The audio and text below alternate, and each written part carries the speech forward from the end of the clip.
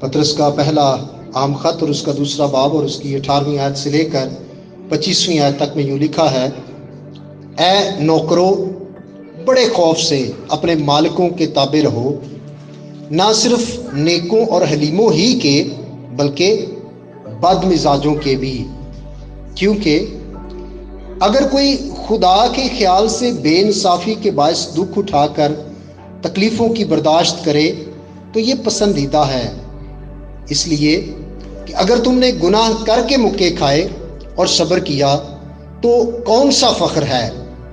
ہاں، اگر نیکی کر کے دکھ پاتے اور صبر کرتے ہو تو یہ خدا کے نزدیک پسندیدہ ہے، اور تم اسی کے لیے بلائے گئے ہو، کیونکہ مسیح بھی تمہارے واسطے دکھ اٹھا کر تمہیں ایک نمونہ دے گیا تاکہ اس کے نقش قدم پر چلو۔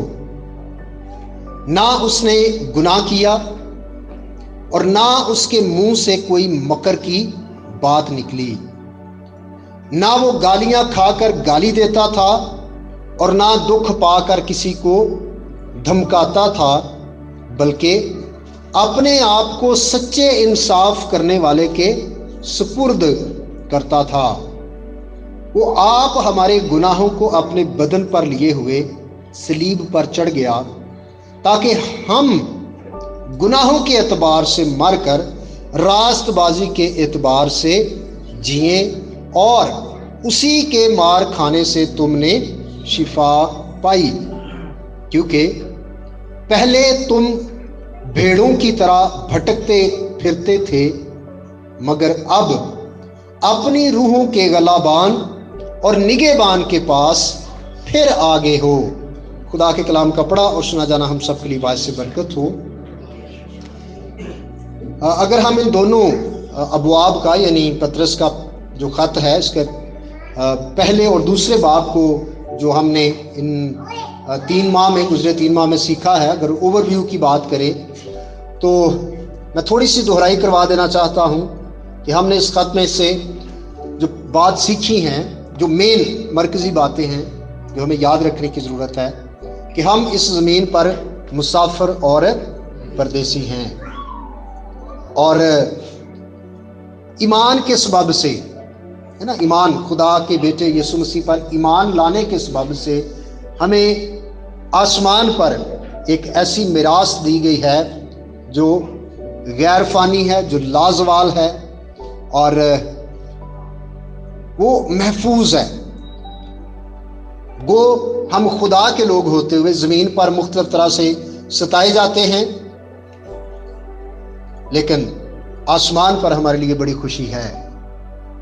یہاں پر ہمارے گھر توڑے جا سکتے ہیں، لیکن آسمان پر ہمیں خوبصورت وہ گھر جو ہاتھ کے بنائے ہوئے نہیں بلکہ ابدی ہیں، وہ عطا کیے جائیں گے۔ اور پھر ہم نے اس بات کو بھی سیکھا کہ مصیبتوں میں بھی، دکھوں میں بھی ہمیں پاکیزہ زندگی گزارنے کا حکم دیا گیا ہے، اور ہم نے اپنے آپ کو یہ نہیں سمجھنا کہ ہم مستقل طور پر اس دنیا میں ہیں، بلکہ ہمارا اصل وطن آسمان ہے، اور ہم دکھ اٹھانے کے لیے بھی تیار رہتے اور دکھوں میں بھی اپنا چال چلن نیک ہمیں رکھنا ہے، کیونکہ وجہ یہ ہے کہ ہم نے یہ سیکھا ہے کہ اب ہم عام لوگ نہیں ہیں، ہم برگزیدہ لوگ ہیں، ہم شاہی کہانوں کا فرقہ مقدس قوم ہے، خدا کی امت ہیں۔ اس لیے چونکہ ہم خدا کے لوگ ہیں، خدا کی امت ہیں، خدا اپنی خوبیاں ہمیں پیدا کرتا ہے، اور یہی مقصد ہے کہ ہم اس کی خوبیاں پھر زمانے میں ظاہر کریں۔ اور پھر پچھلے اتوار ہم نے اس بات کو بھی سیکھا کہ ہمیں نیکی کر کے غیر قوموں کی جہالت کی باتوں کو بند کرنا ہے، تاکہ ان کو موقع ہی نہ ملے کہ وہ ہمارے بارے میں کوئی ایسی منفی بات کر سکیں۔ اور پچھلے اتوار میں نے بتایا کہ 4 دفعہ اس خط میں جو لفظ تابع رہو آیا ہے، اور 13ویں آیت جو دوسرے باب کی ہے کہ خداوند کی خاطر انسان کے ہر ایک انتظام کے تابع رہو. اور پھر آج جو ہم نے 18ویں آیت پڑھی ہے، یہاں پر بھی یہی حکم دیا گیا ہے کہ اے نوکرو بڑے خوف سے اپنے مالکوں کے تابع رہو. کبھی کبھی ہمارے لیے بڑا مشکل ہوتا ہے دوسروں کی تابع داری کرنا. یاد رکھیے گا کہ تابع داری ہم کہاں سے سیکھتے ہیں؟ تابع داری کا جو سب سے بڑا نمونہ ہے، جو اگزامپل ہے ہمارے سامنے، وہ کون ہے؟ خداوند یسوع مسیح. ہم تابع داری معاشرے کو دیکھ کے نہیں، یا کسی بڑی شخصیت کو دیکھ کر نہیں جو دنیا میں کوئی سیاسی مقام رکھتی ہے یا کوئی مذہبی مقام رکھتی ہے یا کوئی معاشی یا معاشرتی اس کی بڑی پوسٹ ہے، نہیں، بلکہ ہمیں یسوع مسیح کو فالو کرتے ہوئے ہمیں تابع داری اپنی زندگی میں لے کر آنی ہے. بائبل مقدس میں واضح طور پر ہمیں نظر آتا ہے کہ مسیح خداوند نے ہمیشہ باپ کی مرضی کو پورا کیا. اچھے حالات میں بھی، جب نارمل تھے تب بھی وہ ہمیشہ باپ پر بھروسہ کرتا اور باپ کی مرضی کو اہمیت دیتا تھا. یہاں تک کہ جب اس نے دکھ اٹھانے تھے تو بھی اس نے کہا کہ اب آپ ہو سکے تو یہ پیالہ مجھ سے ٹل جائے، لیکن تو بھی میری مرضی نہیں بلکہ تیری مرضی پوری ہو. اور پولس رسول فلپیوں کی کلیسیا کو خط لکھتے ہوئے بتاتا ہے کہ وہ اگرچہ وہ خدا کے برابر تھا، وہ کوئی کمتر نہیں تھا، وہ مخلوق نہیں ہے، وہ بھی خالق ہے. یسوع مسیح مخلوق نہیں ہے، وہ بعد میں نہیں بنایا گیا، ابتدا میں، اور کلام خدا کے ہے نا جسم اس نے بعد میں لیا، لیکن وہ ابتدا سے ہے، خدا کے برابر ہے. لیکن پھر بھی اس نے اس چیز پر قبضہ نہیں کر کے بیٹھا رہا کہ بس ٹھیک ہے میرے لیے یہی کافی ہے. نہیں، اس نے خادم کی صورت اختیار کی، اس نے اپنے آپ کو پست کر دیا، وہ انسانی شکل میں آ گیا. اور بڑی مشہور اور اہم آیت ہے کہ وہ جب زمین پر آیا تو وہ باپ کا فرما بردار رہا، اور یہاں تک فرما بردار رہا کہ موت، بلکہ صلیبی موت گوارا کی. عزیز بھائی اور بہنوں، یہ جو تابع داری کا سبق ہے ہمیں یسوع مسیح سے ملتا ہے. اس لیے پطرس بھی بار بار اپنے خط میں اس بات کا پیغام دیتا ہے کہ آپ کو تابع داری کرنی ہے. اور یہاں پر خاص طور پر کہا گیا ہے وہ تمام لوگ جو ملازمت کرتے ہیں، جو جاب کرتے ہیں، جو نوکری کرتے ہیں، یا وہ کسی کے گھر میں غلام ہے نا. اس دور میں غلاموں کا بھی رواج تھا اور بہت سارے غلام مسیح یسوع پر ایمان لے آئے تھے. گو کہ وہ ایسے مالکوں کے گھر میں کام کرتے تھے یا ایسے مالکوں کے غلام تھے جو غیر مسیحی تھے، اور وہ کبھی کبھی بڑے برے اور سخت مزاج کے بھی ہوتے تھے. تو وہ غلاموں کو بھی، وہ نوکروں کو بھی یہ نصیحت کرتا ہے کہ چاہے تم کسی ایسے شخص کے پاس کام کر رہے ہو جو مسیحی ایمان میں نہیں ہے، جس کا مزاج اچھا نہیں ہے، جو بڑا سخت ہے، تو اس کا ہرگز یہ مطلب نہیں ہے کہ تم جیسے مرضی، مطلب وہاں پر تم اپنی مرضی پوری نہیں کر سکتے، بلکہ وہاں پر بھی تابع داری کرنی ہے. ہمارے معاشرے کا ایک بہت بڑا مسئلہ یہ ہے. اب فرض کریں، چلے میں یہ دو بھائی ہیں، آگے ان کی مثال، چلے ان کی مدد لیتے ہیں. فرض کریں ایک بھائی ہیں اور انہوں نے غلط کام کیا ہے، کوئی بھی، حالانکہ چلے نہیں کیا، لیکن فرض کریں ہم تھوڑی دیر میں کہ انہوں نے کوئی بھی غلط کام کر لیا ہے. اب جب یہ بھائی ان کو بتائیں گے نا کہ بھائی آپ یہ غلط کام کر رہے ہیں، تو وہ کیا کہیں گے کہ آپ نے بھی تو فلاں وقت میں غلط کام کیا تھا. یہی ہمارے معاشرے میں ہو رہا ہے کہ اگر ہمیں کوئی بتاتا ہے کہ بھائی آپ نے غلط کیا ہے تو ہم اس کو مانتے نہیں ہیں، بلکہ بتاتے ہیں کہ آپ نے بھی غلط کیا ہے، میرے ساتھ نہیں تو شاید کسی اور کے ساتھ. اب بچوں کو دیکھ لیں، گھر میں ایک بچہ غلط کام کرتا ہے، آپ اس کو پوچھیں گے تو وہ اپنا نہیں بتائے گا، وہ کہے گا اس نے بھی یہی کیا ہے یا اس نے کوئی دوسرا کام کیا ہے. تو ایک چیز یاد رکھنی ہے کہ اگر ایک شخص غلط کر رہا ہے تو اس کا یہ مطلب نہیں ہے کہ دوسرے کو بھی غلط کرنے کی اجازت مل گئی ہے. ہم عام طور پر یہ سمجھتے ہیں کہ چونکہ ایک غلط کر رہا ہے اس لیے مجھے بھی غلط کرنے کی اجازت ہے. تو یاد رکھیے کہ اگر ایک شخص غلط کام کر رہا ہے، گناہ کر رہا ہے، بدی کر رہا ہے، چاہے ہمارے خلاف چاہے کسی کے خلاف، ہمیں اس کی اجازت نہیں ہے کہ ہم بھی غلط کام کریں. اور یہاں پر رسول یہی بات سمجھانا چاہ رہا ہے کہ مالک چاہے غلط مزاج کے ہوں، مالک چاہے زندہ خدا کی پہچان رکھنے والا نہ ہو، مالک چاہے سخت ہو، نیک نہ ہو، حلیم نہ ہو، پھر بھی اس کا یہ مطلب نہیں ہے کہ وہ نیک نہیں ہے تو آپ بھی نیکی نہ کریں. اگر وہ غلط ہے تو آپ بھی غلط کریں، اگر وہ کرپشن کر رہا ہے تو آپ بھی کرپشن کریں. نہیں، مسیحیوں کو اس بات کی اجازت نہیں ہے، اور نہ ہی خدا کا کلام اس بات کی اجازت دیتا ہے کہ کسی کو غلط کرتے ہوئے دیکھ کر ہم یہ سوچیں کہ چونکہ وہ بھی غلط کر رہا ہے، دوسرا بھی غلط کر رہا ہے، تیسرا بھی غلط کر رہا ہے، لہٰذا مجھے بھی اجازت ہے. یاد رکھیے کہ ہم مسیحیوں کو اس کی اجازت نہیں ہے. کسی کو غلط کام کرتے دیکھ کر بھی ہمیں غلط کرنے کی اجازت نہیں ہے. جن لوگوں سے ہمارا تعلق ہے نا، نوکر کا اور مالک کا بڑا گہرا تعلق ہوتا ہے.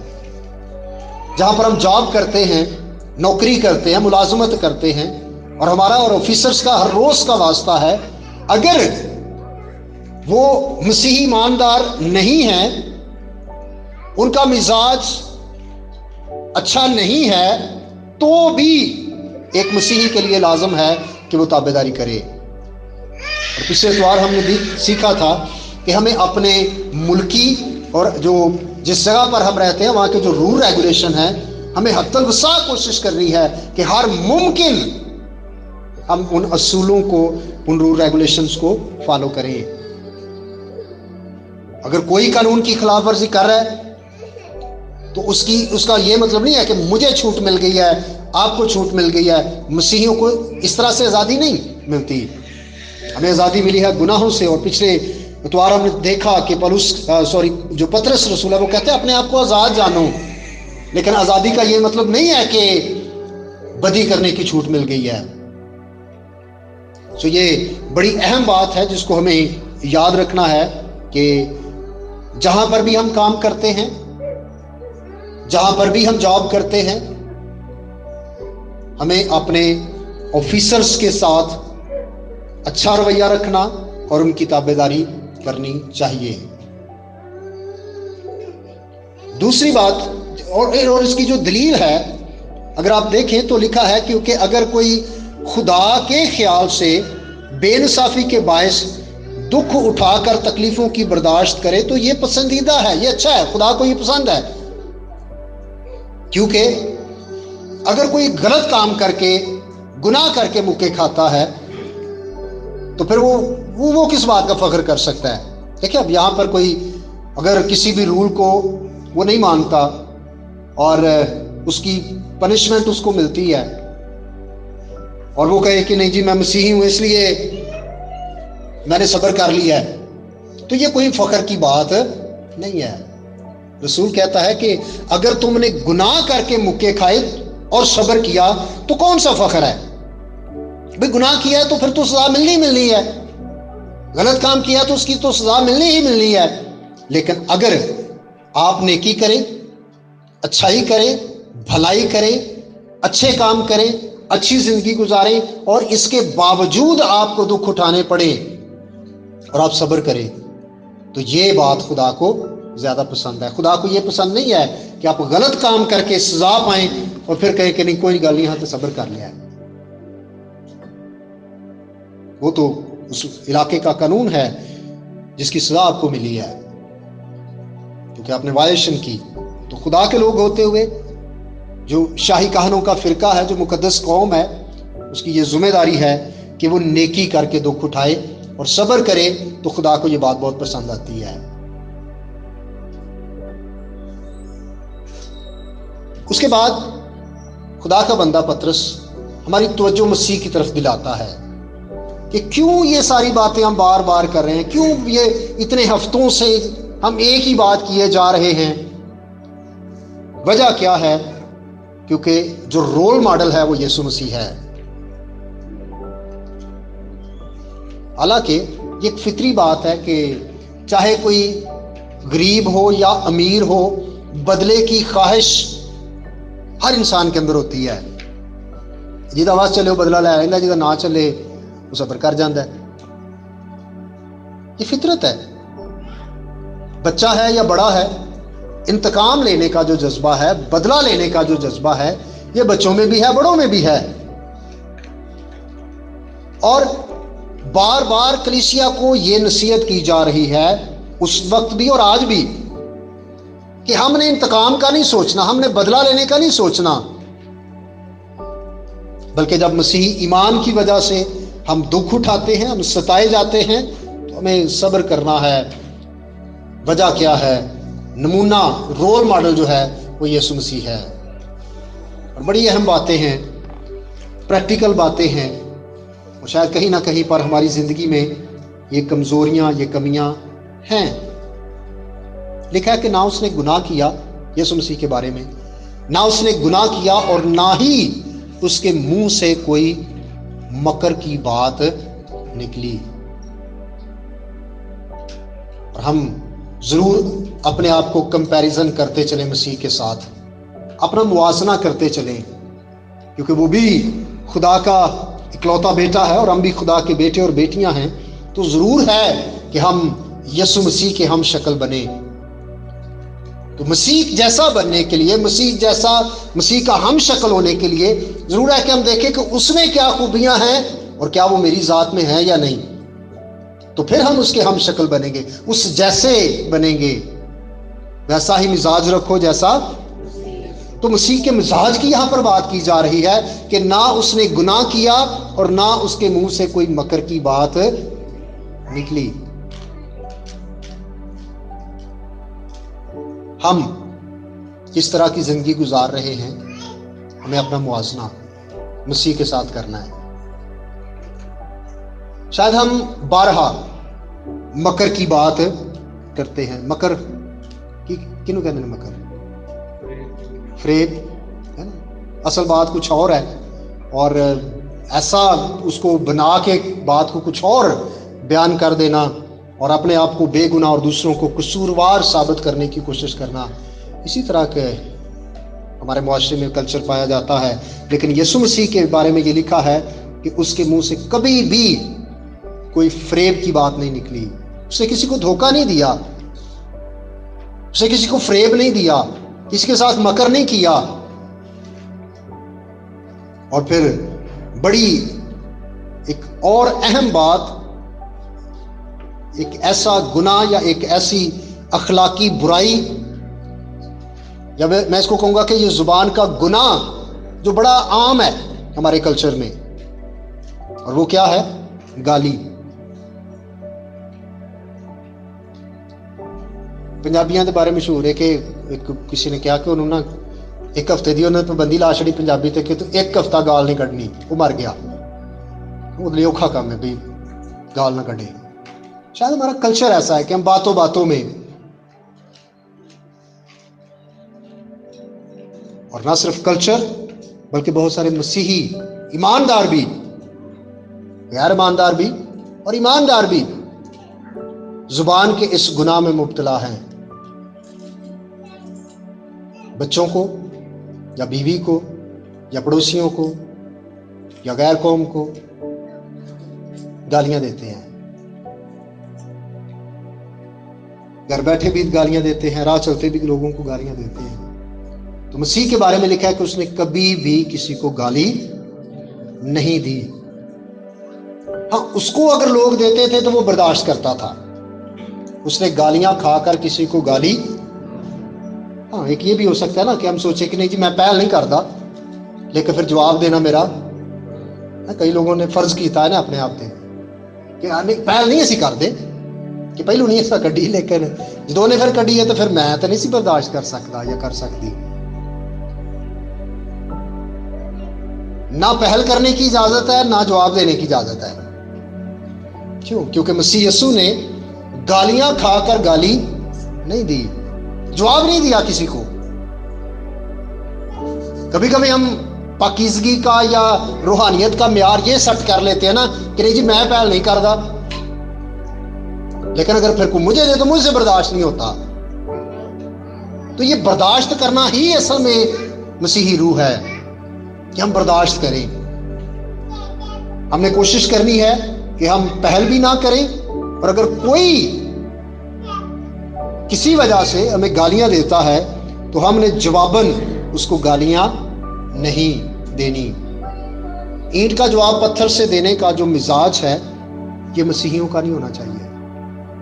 یہ معاشرے میں ہے، دیگر اقوام کے اندر ہے کہ اگر تمہیں کوئی ستاتا ہے یا تمہیں کوئی تھوڑا سا بھی تنگ کرتا ہے تو اس سے زیادہ اس کو مارو، لیکن مسیح یسوع کی جو تعلیم ہے وہ بالکل اس سے برعکس ہے۔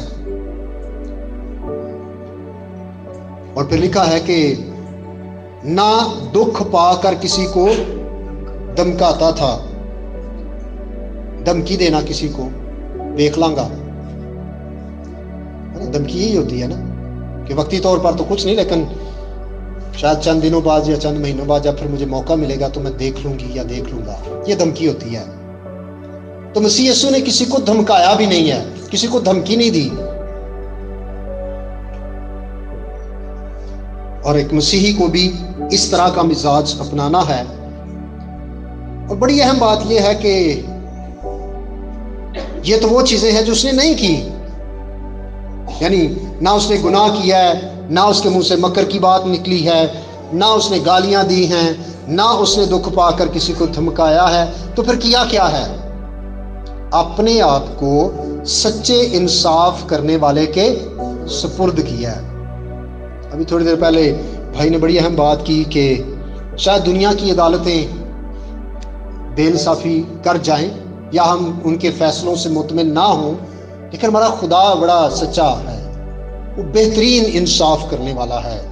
ہم گیت گا رہے تھے، زبور گا رہے تھے، دائم یہوہ قائم ہے تخت تو واسطے نیاں دے۔ نیاں کہتے ہیں انصاف کو، پنجابی کا لفظ ہے نیاں، کہ تو نے انصاف کے لیے اپنا تخت لگایا ہے۔ اور جب خدا انصاف کرتا ہے تو وہاں پر کسی کے ساتھ بھی بے انصافی نہیں ہوتی، کیونکہ خدا کی آنکھیں راست بازوں اور ناراستوں دونوں کو دیکھتی ہیں۔ خدا کو پتا ہوتا ہے کہ کون ٹھیک ہے اور کون ٹھیک نہیں ہے۔ اس لیے جب خدا انصاف کرتا ہے تو بے انصافی کی ذرا بھی گنجائش نہیں ہے۔ ہو نہیں سکتا کہ جو مظلوم ہے اس کو اس کا حق نہ ملے، یا جو ظلم کرنے والا ہے وہ بچ جائے۔ اس لیے ہمیں کیا کرنا ہے کہ اپنے معاملات خدا پر چھوڑنے ہیں۔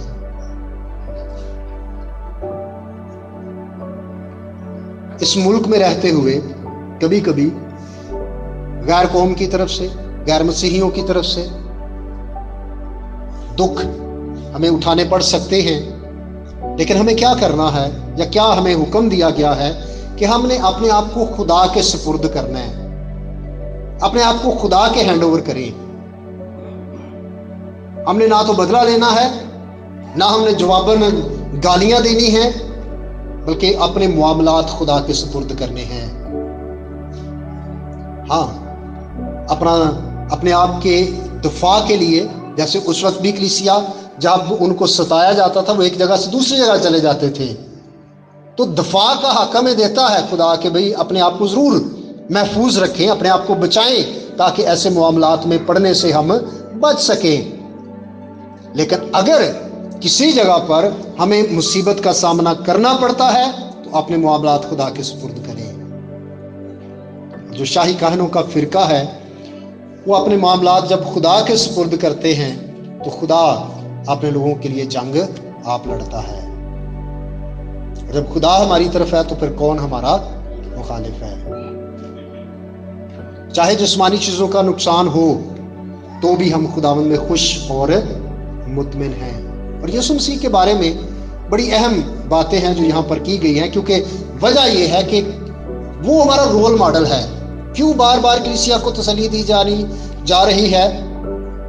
تاکہ وہ یسوع کو دیکھیں، کہ یہ سب کچھ تو ہمارے مسیح نے بھی برداشت کیا ہے، اور مسیح نے تو ہم سے زیادہ دکھ برداشت کیے ہیں، وہ ہمارے ہی دکھوں کو اور ہمارے گناہوں کو اپنے اوپر لیے ہوئے دکھ سہتا ہے۔